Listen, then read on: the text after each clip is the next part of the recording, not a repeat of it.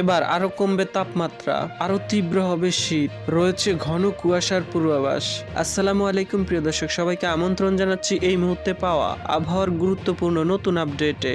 সবার আগে আবহাওয়ার সঠিক খবর পেতে আমাদের চ্যানেলটি সাবস্ক্রাইব করে রাখুন এবং কে কোন জেলা থেকে দেখছেন অবশ্যই কমেন্ট করে জানিয়ে দিন। প্রথমে জেনে নেই আর কতদিন থাকবে এই ঘন কুয়াশা। ঘন কুয়াশা থাকতে পারে আরো 3 দিন। দেশের উপর দিয়ে এখনো শৈত্য প্রবাহ বয়ে না গেলেও পড়ছে ঘন কুয়াশা।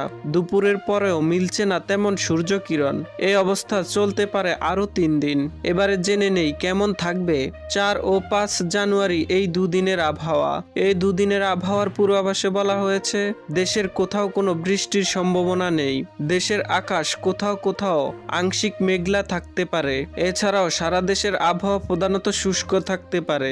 সারা দেশে রাত এবং দিনের তাপমাত্রা 1 থেকে 2 ডিগ্রি সেলসিয়াস হ্রাস পেতে পারে। এতে করে আরো তীব্র হবে শীতের অনুভূতি। মধ্যরাত থেকে দুপুর পর্যন্ত সারা দেশে মাঝারি থেকে ঘন কুয়াশা পড়তে পারে। ঘন কুয়াশার কারণে বিমান, নদী ও সড়ক যোগাযোগ সাময়িক ব্যাহত হতে পারে। এছাড়াও গত 24 ঘন্টায় সর্বোচ্চ তাপমাত্রা ছিল টেকনাফে 28 ডিগ্রি সেলসিয়াস এবং সর্বনিম্ন তাপমাত্রা ছিল চুয়াডাঙ্গায় 9.8 ডিগ্রি সেলসিয়াস। এবারে জেনে নেই কুয়াশার পূর্বাভাসে কি বলা হয়েছে। মধ্যরাত থেকে দুপুর পর্যন্ত সারা দেশে মাঝারি থেকে ঘন কুয়াশা পড়তে পারে। ঘন কুয়াশার কারণে বিমান চলাচল, অভ্যন্তরীণ নদী পরিবহন এবং সড়ক যোগাযোগ সাময়িক ব্যাহত হতে পারে।